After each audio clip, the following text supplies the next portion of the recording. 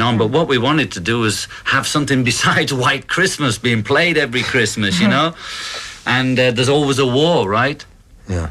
There's always somebody getting shot. So every year you can play it, and there's always somebody being tortured or shot somewhere. So the lyric stands in that respect. There's also, for some strange reason in Britain, an incredible fight to get the #1 record at Christmas. Well, it's the same here. I mean, joyously orientated or just by whoever it happens to be. But I've always found that very, very strange. Yeah. But I always wanted to write something that would be a Christmas record that would last forever, you know? And maybe that's not the one. Maybe we'll... Well, I'd hope they reissue it forever. But also we did the poster event, which is also War Is Over If You Want It. You might be interested to know that every Christmas since you released that single, I've received a new copy every year, wherever I've been broadcasting. Oh, fantastic. I wish they'd send us one. I don't even have one. That's nice. What do they put on the other side? Beautiful. Now I have to, now you've got me. That would be fascinating. Maybe they put it on both sides, you know, the DJ copy kind of stuff. But it comes around every year. Great, isn't that great? Plastic Ono Band was a concept of Yoko's, which is an imaginary band. The first advert for the Plastic Ono Band was a photograph of some pieces of plastic with a tape recorder and a TV in it, because they didn't have this great material that they have now, you know, lasers and lights and machines that can do all this stuff. And her idea was a completely robot pop group. That was what she must have thought of us all when she first came into the world, because she immediately said, oh, I've got an idea, this band. And the first advert was a page out of the London telephone book of the Joneses. This is in the NME and all the papers, you know. Yes. And pictures of these plastic things. And there was supposed to be a party for the release of the Give Peace a Chance record, which was the first Plastic Ono Band record, but we'd had a car crash or something in Scotland and we couldn't come. So at the dance hall where they had the party for the opening of the Plastic Ono Band, well, all the press came to meet the band. And the band was on stage. It was just a machine with a camera pointed at them, showing them on the stage themselves. So the Plastic Ono Band is a conceptual band. There never have been any members of it. And the advert said, you are the Plastic Ono Band. So I just want to clear that. It wasn't a reforming a new band like a Wings or a Hollies or whatever, where you have a name and you belong to it. There's nobody ever been in that band. There are no members. November 1973 and the Mind Games album, John. This is the BBC World Service. You do that well, you do that well. Yes, I was listening in, I told you before, Bermuda, Singapore, Cape Town. May I just comment on that? Please do. Come to mind? Please do. I read the papers when the PM, Margaret Thatcher, was going to cut the BBC World Service down. That would be the greatest disservice to peace, love and understanding in the world, because one really appreciates it, and every country does, that you don't know how important it is that the English-speaking, our point of view, our way of life, meaning the West, and our whole ideals are presented by the BBC, and they're the only ones that can do it. The Americans don't have the system, they don't have the contacts in all the countries, because they didn't have the Commonwealth of the Empire. And from India to Cape Town to everywhere, they would be a great disservice to the world if it was ever cut down. I believe it, they did allow it to stay, but I think that would be better to sell off some of the church property and finance the radio or something, you know what I mean? Whatever it is, because it's very important and people appreciate it all over, and not just English people living abroad or whites living in Australia, but all the races on earth listen to that. And it's very important, and because I travel and listen, I hear it and I talk to people about it, and everybody's listening. So, Mind Games. The BBC World Service. Mind Games is what they're playing with the world, and they have to keep it up. 1973, it's only 7 years ago now, isn't it? Yeah, we're getting close. We're getting closer. It's another one of your much-played tracks, actually, the title track, Mind Games, isn't it? Oh, well, that's good. That was a fun track because the voice is in stereo, and the seeming orchestra on it is just me playing 3 notes with a slide guitar. The middle 8 is reggae. Trying again to explain to American musicians what reggae was in 1973 was pretty hard, but it's basically a reggae middle 8 if you listen to it. Love is the answer. It goes... But it was hard telling these, they didn't know what reggae was then. Yeah. I'm glad it's played. It ain't bad. Do you follow what's played of your material on American radio? Because here we are in New York. I've been listening a lot to American radio, found it very interesting. Are you an avid radio listener? You've just mentioned the World Service, so obviously you do listen to radio. What about music radio? Well, for a long time I wasn't listening to music.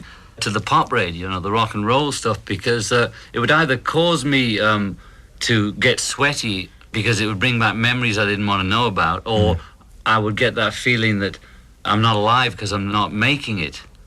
And if it was good, I hated it because I wasn't doing it. If it was bad, I was furious because I could have done better or whatever. So I didn't get involved, and I listened to classical and music, stuff like that mainly, for 5 years. But now, once I started tuning in again to pop, of course, I'm on the dial all the time.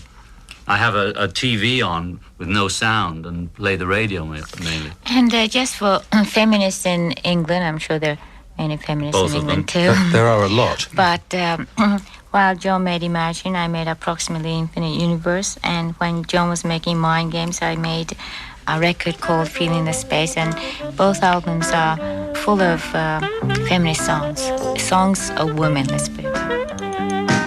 Yoko, I think really, to be fair, I ought to ask you, can you actually define a feminist? Well, John is a feminist. Ah. Anybody who's aware of women's struggle and what they had to go through in the male society. Do you have specific feminists who you personally admire? Well, I admire all women because they're all basically feminist. But at the same time, something like in America now that there are many feminist men starting to be aware of the feminist movement and all that. And I really appreciate that. And also, it's harder for men to become feminist, of course.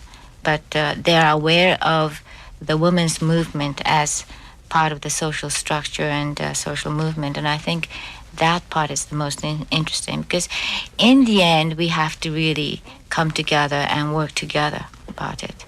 And I don't think without men's cooperation, in the end, it's not going to work, really. And I ought to say that during that period, you two went through a bit of a breakup, didn't you? Yeah, I call it my lost weekend. It lasted 18 months when the feminist side of me died slightly, and she said, "Get the hell out."